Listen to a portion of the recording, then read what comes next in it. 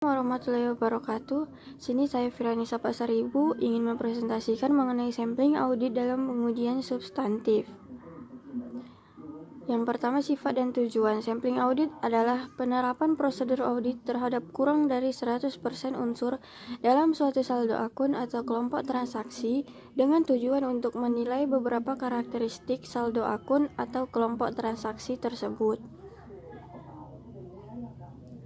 Rencana sampling untuk pengujian substantif dapat dirancang untuk memperoleh bukti bahwa saldo akun tidak mengandung salah saji yang material. Kedua, membuat estimasi independen mengenai jumlah tertentu. Ketidakpastian risiko sampling dan risiko audit. Sampling audit dalam pengujian substantif ditunjukkan baik untuk risiko sampling dan risiko non-sampling.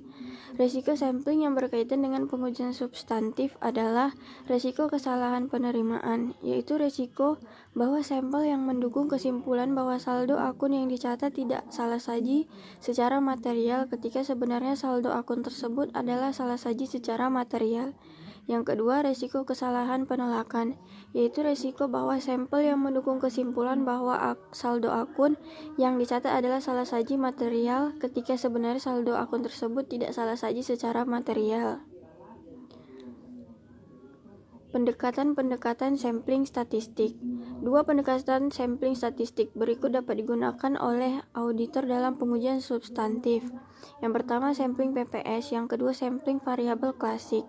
Perbedaan utama antara kedua pendekatan tersebut adalah bahwa sampling PPS didasarkan pada teori sampling atribut, sedangkan sampling variabel klasik didasarkan pada teori distribusi normal.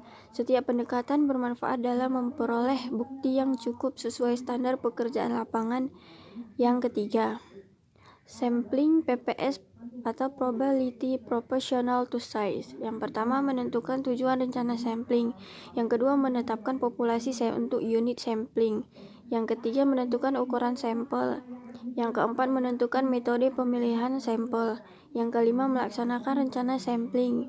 Dan yang keenam adalah mengevaluasi hasil sampling. Kelebihan dan kekurangan sampling PPS.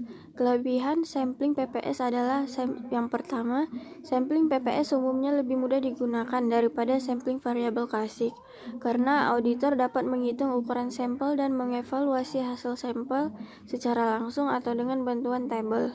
Yang kedua, ukuran sampel PPS tidak didasarkan pada beberapa ukuran penyimpangan yang diestimasi pada nilai audit.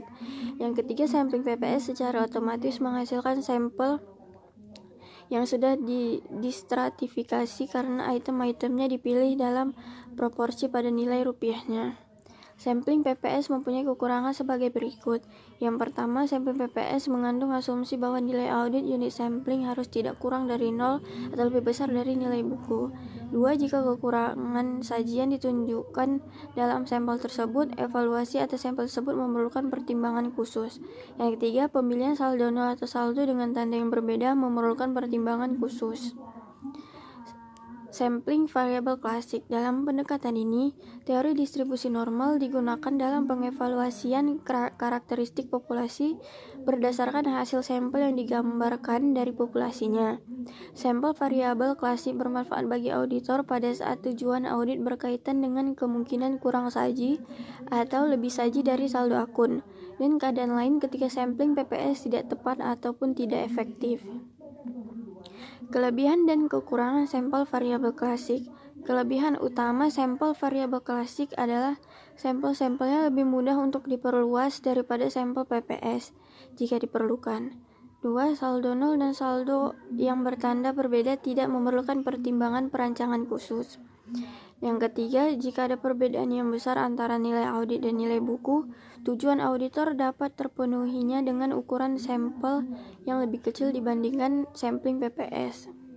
Sedangkan kekurangan utamanya adalah yang pertama, sampling variabel klasik lebih rumit dibandingkan PPS. Umumnya, auditor memerlukan bantuan program komputer untuk merancang sampel yang efisien dan mengevaluasi hasil sampel. Yang kedua, untuk menentukan ukuran sampel, auditor harus mempunyai estimasi penyimpangan standar karakteristik yang dikehendaki dalam populasi. Sampling non-statistik dalam pengujian substantif. Yang pertama, mengevaluasi hasil-hasil sampel. Yang kedua, menentukan ukuran sampel. Sekian presentasi dari saya. Kurang dan lebihnya saya mohon maaf. Wassalamualaikum warahmatullahi wabarakatuh.